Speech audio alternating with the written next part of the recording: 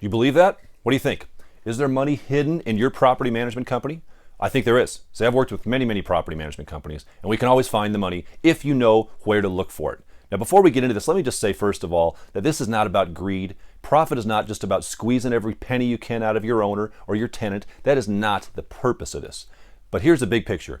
Profits are necessary for your property management company to be successful. That's right, they're necessary. I even believe you have a moral obligation to generate profits. Why? Because without profits, you can't pay your people. One example, you can't pay a quality person, you can't attract a top quality leasing person unless you can pay top quality income to that leasing person. See, profits are necessary to make the business go around.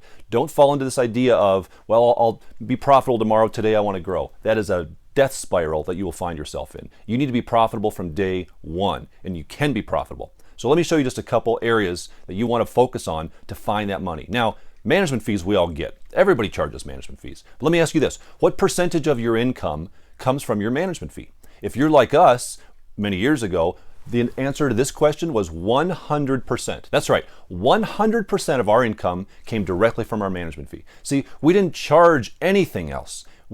All the other services we offered were under the umbrella of the management fee. So our leasing services, didn't charge for that. Our maintenance services, we didn't charge for that. Our accounting services, we didn't charge for that. That was under the umbrella of our, I would like to say fat, but it was actually probably pretty skinny, pretty small management fee. And my epiphany moment came one day, many years ago, when a prospective owner called me. We were having a phone conversation, and she was thinking about hiring us to manage 2 properties of hers in the Denver area. She lived in Fort Collins, a neighboring city, and she had a couple properties there.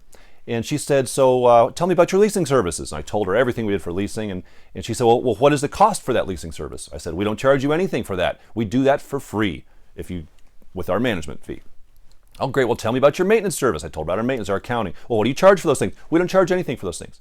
And finally, at the end of the conversation, she said, so let me get this straight. You're not going to charge me 1 penny for the leasing services you provide? And very smugly, I said, that's correct, Miss Owner. We're not going to charge you 1 penny for that. And she was quiet for a moment, and then she said, I think you're the only company in the city of Denver that doesn't do that. She signed up with us, but needless to say, I thought my smugness went to stupidity very quickly. Now, I'm maybe stupid, but I'm not completely stupid. So immediately, what did we start doing? Well, we started charging a leasing fee. Not just charging a leasing fee, but we looked at our leasing process and we thought, if we had some profit coming in on our leasing service, how could we make our leasing better? Well, we could go hire a full-time director of leasing to focus 100% on leasing. They could tweak that process. They could pour their energy into it. They could start doing video marketing. We could do all sorts of stuff if we had the money coming in to provide that service. Well, now we do. Now our leasing process and our leasing services are second to none. Why? Because we charge for that leasing. So, back to the management fee. If your management fee is the only source of your income, and that's fine, I'm not telling you you shouldn't, but let me give you an example, an easy way to increase that, because for most of us, this is where the majority of our income is coming from. So for example, let's pretend for a moment that a property manager has 100 properties. Each of those properties is renting for $1,000 a month. And our imaginary property manager, for this example, is charging a 10% management fee. Now you can do the math and see the income they're making, but let's pretend for a moment that that same property manager thought, I need to increase my income. And he went to all of those 100 owners and he said, Mr. Owner, Miss Owner, through an email, through a letter, I do need to increase your management fee. The cost of business has been going up, and I need to continue to offset the cost that I'm incurring, so I'm going to have a very, very small increase in your management fee of 1/2 of 1%. 1/2 of 1%. Now, first of all, let me ask you this. How many of those owners are going to leave over a management fee going from 10 to 10.5%? I would say none. If that property manager is doing even a decent job, no one's going to leave from 10 to 10.5%. So let's pretend this property manager increases those management fees from 10 to 10.5, or better yet, you do that. That's going to generate additional income on an annual basis of $6,000. $6,000.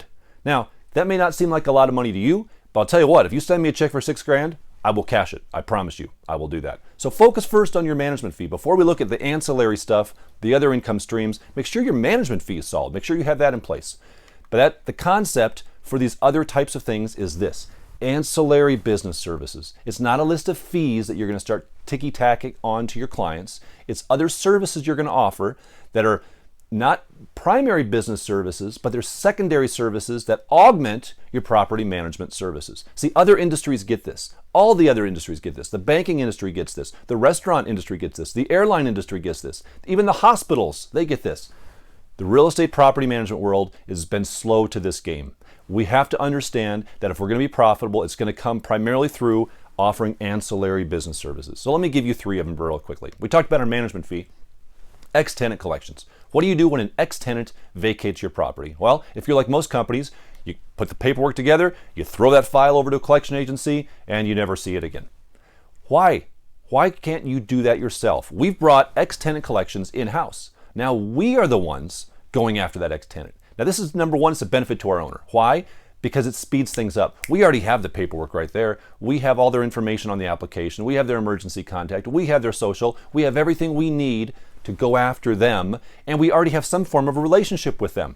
So we're going to do a better job trying to collect from this ex-tenant. Now, we go through the whole process. That means if they don't pay, we'll go in and we will mark their credit. Now, their credit will show an actual debt to us, to Grace Management. Not some crazy collection agency, but directly to Grace Management. There's a process for this. I'm not going to go into the details right now. We talk about it in our ancillary business services information.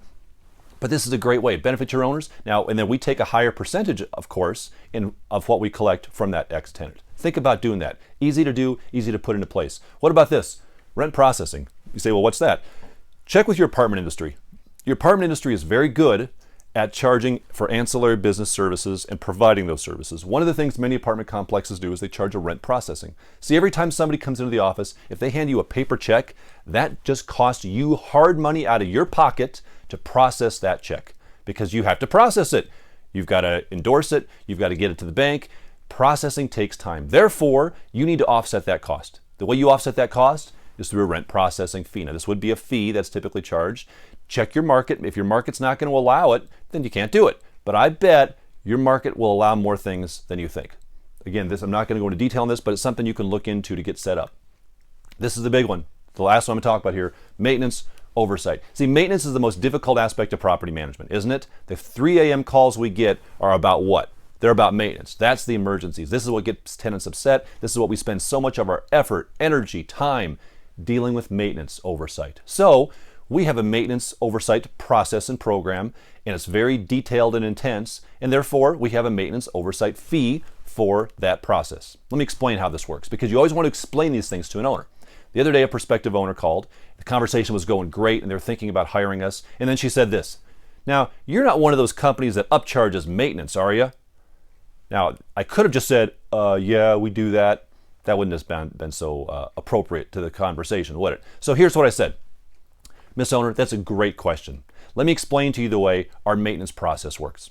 Now, first of all, please know that the number one reason tenants give in national surveys for not renewing a lease is poor quality of maintenance. Now, if a tenant doesn't renew a lease, that leads you as the landlord to the biggest expense you could ever incur, which is what? Turnover, vacancy. We don't want that to happen on your property, and it's not going to happen on your property if we're managing it. As a matter of fact, our lease renewal rate for our tenants is almost 80%.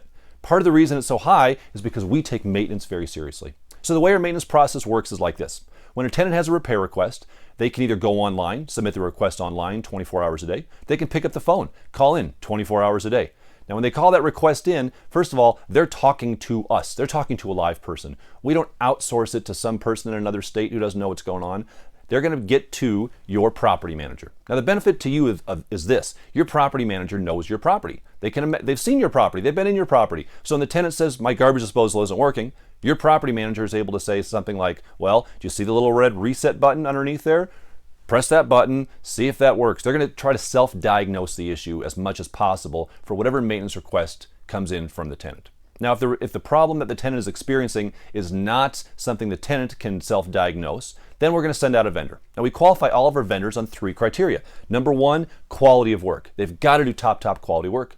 Number 2, timeliness. They've got to be fast. We want speedy maintenance people. And number 3, cost. We want aggressive pricing, typically less than market, and we're often able to negotiate that. Why? Because we give our vendors a lot of work. So timeliness, cost, quality of work. We're measuring our vendors on those 3 things. We ensure all of our vendors are insured, they're licensed when appropriate.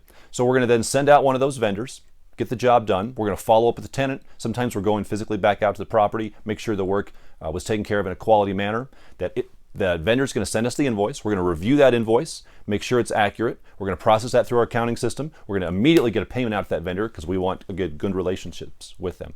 So this is our kind of our maintenance process. Now for this maintenance process, we do back bill to you the cost of the invoice plus a maintenance oversight fee of, and I say our percentage, X percentage. I'm not going to tell you what it is. You'll have to take our ancillary business services for that, of X percent.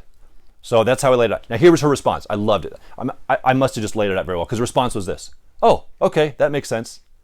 See how that worked? When you explain the why behind something like this, that's when owners get it. That's when they're okay with it. If you just say, yeah, we upcharge, I would have lost her right there. She signed up with us. Worked out very, very well. See, these are additional income streams. You need income streams in your business. Now, I just went through a few quick ones there. Put these things into place. If you're interested in this, if this is something that piques your interest, look on our website, go into products and services, look under the income streams. You can see our ancillary business services. We've got a whole module on this where we go through 20 plus unique income streams, unique ancillary business services. But again, you need to have this stuff in place. You have to have this stuff in place. Profit is necessary. It's the lifeblood of your company. Don't sacrifice your profit.